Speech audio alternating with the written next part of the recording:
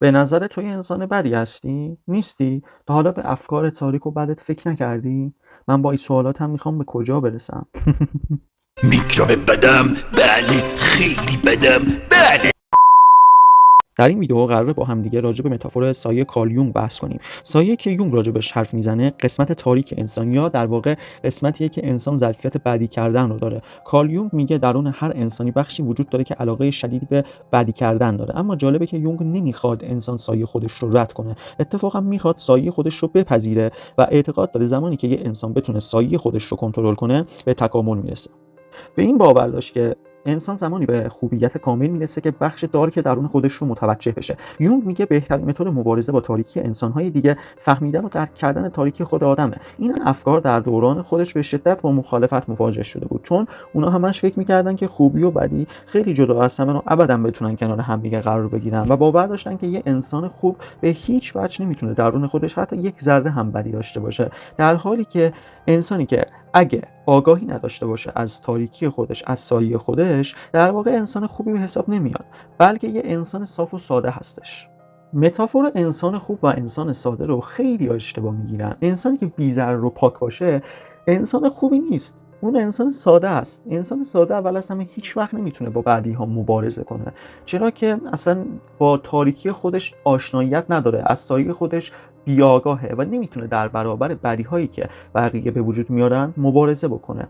ولی انسان خوب انسانیه که با سایه خودش به خوبی آشنا هست، تاریکی خودش رو قشنگ میدونه و قدرت شکست دادن بدیهای بقیه رو هم داره. بی‌ضرر نیست و در برابر اینکه بتونه با بقیه مبارزه بکنه از استفاده بخش تاریک خودش به هیچ وجه خودداری نمیکنه. کاراکتر بتمن مثال خوبی به عنوان کسی که میتونه ماهرانه از سایه خودش استفاده کنه. بتمن برای مبارزه با مجرم ها از فاکتور ترس استفاده میکنه. Breathe in your fears. Face them.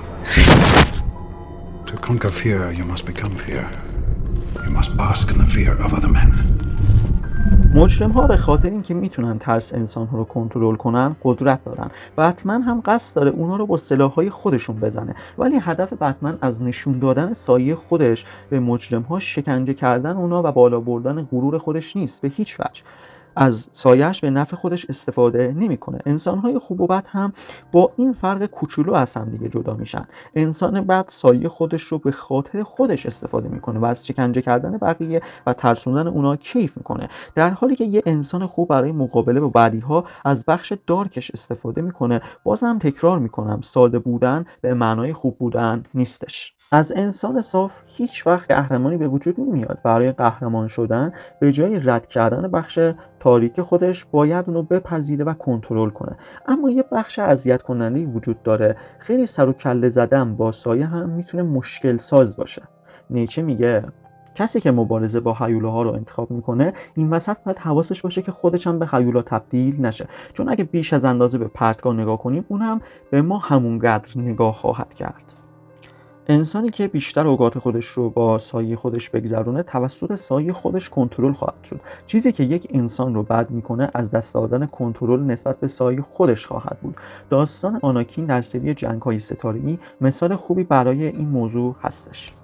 آناکین با اینکه جدای ماهری بود و به بخش روشنایی خدمت میکرد، به خاطر اینکه به احساساتی مثل خشم و ترسش نتونست غلبه کنه و این احساسات از یه مرحله به بعد اونو مشت خودشون میگیرن، باعث میشه که خواسترین جنگجوی بخش روشنایی به بخش تاریکی ترانسفر بشه. در کنار انسانهایی که توسط بخش سایه خودشون به دام میافتن، انسانهایی هم وجود دارن که متوجه نمیشن حتی تحت کنترل سایه خودشون در اومدن، که این موقعیت خیلی خطرناک‌تره. بعضی از قاتل‌های سریالی و تروریست‌ها به قدری تحت کنترل سایه‌شون در میان که حتی متوجه نمیشن که بخش تاریکی هستن و از این موضوع به قدری چشم پوشی میکنن و حتی بعضی وقتا فکر میکنن که دیگه خیلی کار خوبی دارن انجام میدن. مثلا انسان‌هایی رو به قتل میرسونن و با خودشون میگن که اون انسان حق اینو داشت و منم کشتمش، مثل آدولف هیتلر که یک انسان‌هایی رو، یعنی میلیون‌ها آدم رو به قتل رسونده بود و فکر میکرد که با از بین بردن ژن‌های ضعیف داره به جهان و بشریت خوبی میکنه.